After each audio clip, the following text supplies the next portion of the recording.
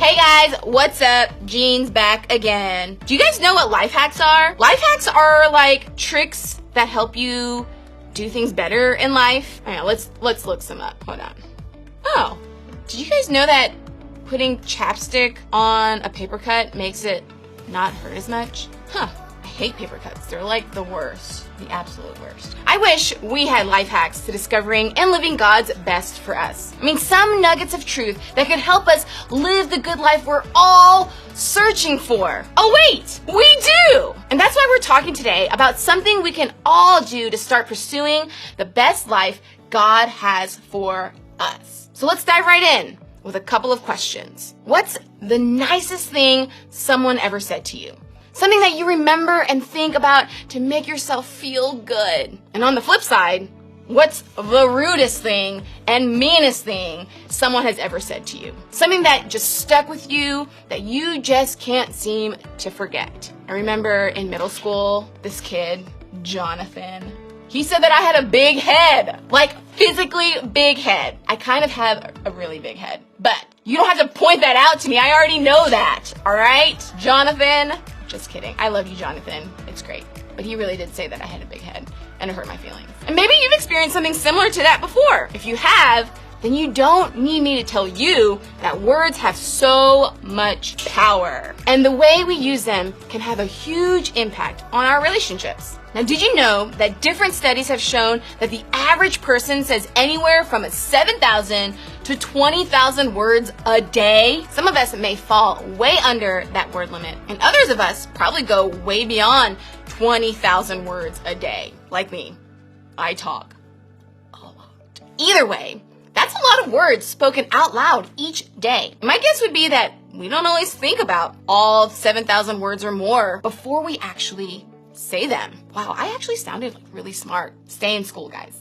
Those statistics, those numbers, guys, just right in my head. Because here's the truth. While it's easy to recognize the impact of others' words on us, we don't often think about the impact our own words can have on others. I mean, imagine what it would be like to hear all 7,000 plus of your words each day. If someone recorded all the things you said, would you be okay if they played them back for you in front of everyone right now? I sure wouldn't. Guys, I have literally eaten a whole box of Gushers by myself in one sitting. Not even like spread out over time. Like, I just sat there and ate them all. When it comes to our words, we're all guilty of not paying attention to the way they might impact others. We don't always use our words as if they have power. I mean, maybe you talk differently about certain people than you talk to them. You're okay gossiping with your friends about someone, but when that person walks in the room, you change your words completely. Woo! Or maybe you like to make rude jokes about someone on your team or make fun of someone in your class. Will you wait until there aren't any teachers or parents or coaches around to hear you do it?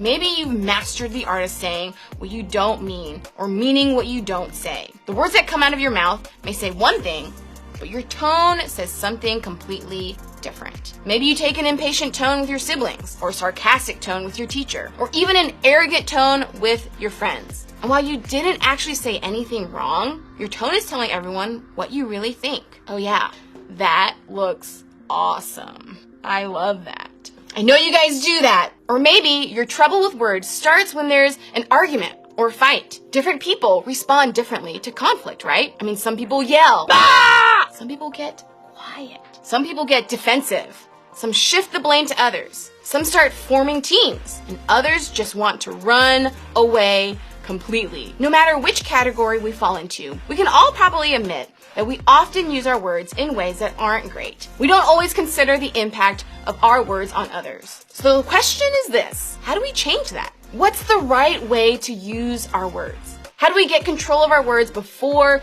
they come out of our mouths? How do we consider the way our words might affect someone else? How do we avoid saying something that we're going to wish we could take back? Thankfully, the Bible talks a lot about our words. And today we're going to look at a verse in the book of Proverbs that I think will help us filter our words in the right way. The book of Proverbs is a collection of wise sayings, mostly from a guy named King Solomon, who was known to be the wisest man in history. A lot of King Solomon's wisdom was collected over the years to pass down to the next generations. And that's us. So when talking about our words, here's what he wrote. A gentle answer turns away wrath, but a harsh word stirs up anger. The second half of this verse doesn't come as much of a surprise, right? When something goes wrong in a friendship, or we get in a fight with our parents, or a teacher gives us a grade we don't like, or sibling breaks something in our room, how do we usually respond? With harsh words, right? When that happens, the situation definitely doesn't get any better. It just gets worse! You see, our words are kind of like tools, and we can choose what tool we want to use when it comes to talking to or about others. Now, as Solomon said, harsh words stir up more things like anger, frustration, and tension. You return an insult with an even better insult. You return a rude comment with a ruder comment. You return a small rumor with a bigger rumor. When we respond harshly, the conflict only gets more intense. That's because your words can create a reaction. When we respond harshly, it's like we're using a sledgehammer. Ah! I totally missed that one.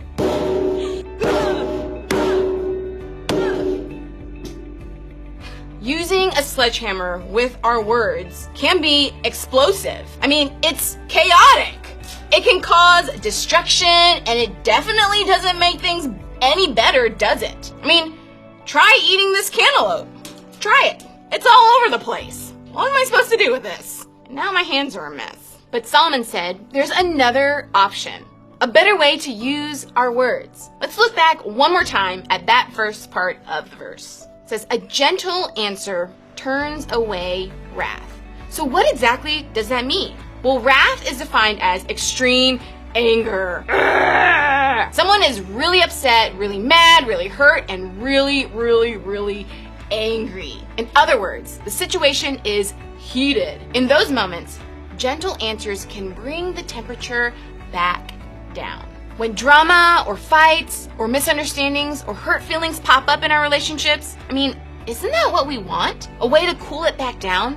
A way to make things right? Well, according to Solomon, a gentle word, a calm, a kind, soothing word is the answer. Like I said a few minutes ago, our words are like tools. We can choose to take an uncontrollable, heavy tool and cause damage and create mess, ding. Or we can do what Solomon suggested. We can choose a different tool. When I use this knife, I have to use a lot of care because it's dangerous. No, I have to actually pay attention and be intentional.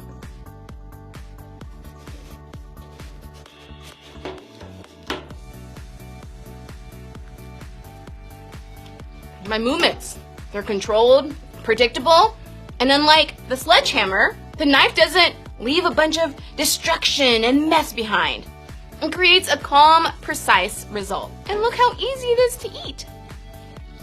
Now I know it's a lot of fun to destroy a cantaloupe. But in real life, I would much rather eat a nicely sliced cantaloupe than a big pile of mushy, messy stuff. And the same is true with our words. I'd much rather speak gentle, calming words to the people around me than messy, destructive, hurtful words. Now, maybe you're thinking, but what about the person who hurt me? Maybe they deserve a harsh word. Listen, I get it. Sometimes we want to stir up anger. We want to hurt the person who hurt us because that puts us back in control again. But the truth is, it only feels like we're in control. When we choose to respond in anger, we're really giving that person control. We're allowing what they said to us control how we respond to them. Harsh words may feel like they help you gain power in that moment, but there's actually more power in a gentle response. A gentle word changes the situation. It helps you take control and become the one who influences the remainder of the conversation and the future of the relationship. Choosing a gentle response helps keep the relationship alive, and that's pretty powerful. Like Solomon said, if you want the good life, you have to choose gentle words. If you want the best relationship with others, one of the best things you can do is choose your words wisely. You have to choose the right tool. Maybe not the sledgehammer. That sounds great, but how are we supposed to do that? In the middle of an argument or right after someone says something hurtful, how are we supposed to choose gentle words? It's a lot easier said than done. And believe me, I feel the exact same way. But if we want to live the good life, the kind of life God has for us, I think we have to start trying to change the way we use our words. So here are a few helpful ideas that can guide us when it comes to our words. First, hit pause. Sometimes when you're hurt or angry, the best thing you can do is nothing at all. In the moment, try not to do anything. Pause for a few moments, or minutes, or hours. You might even need to walk away. And sometimes getting away or taking a deep breath can help you think more clearly as you decide how you'll respond. A pause is a great start to making sure you choose your words wisely. Second, say, I think and I feel. These are great phrases to help you talk about how you feel without making the situation worse. Saying, I think that thing you said was kind of mean feels better than saying, you're mean, doesn't it? I mean, responding with, I feel hurt that you asked him to be your lab partner when you knew I liked him is more helpful than responding with, you're a jerk, right? These are great responses to help you remember to choose gentleness as you express yourself. Next, name what's bothering you. What's the emotion you feel? Do you feel hurt, jealous, embarrassed, afraid, insecure, sad, or disappointed? When you name it, you can better communicate it. One of the best ways to figure out how to name what you're feeling is to talk to someone who is older and wiser about it. Your small group leader might be a great sounding board the next time you find yourself upset and not sure what you're feeling. And last, stop the back and forth. When you find yourself trading harsh words back and forth with someone, just stop. Choose to end that cycle. Be the person who changes the way things like conflict look in your relationships now. Remember, if you want the good life, choose gentle words. Choose to be the one who brings the temperature of a situation down by responding the right way. I know these aren't easy steps to take, but imagine what our relationships would look like if we worked towards responding in gentleness instead of with harsh words. Conflicts and arguments aren't going to disappear out of our lives, but the sooner we can learn to have healthier responses, the better off our relationships will be. Say it with me one last time. If you want the good life, choose gentle words. Are you going to use the sledgehammer or go with something a little better? Now, as we wrap up, I want you to think about this question. What's one thing that makes choosing gentle words difficult? Clean up on aisle 7.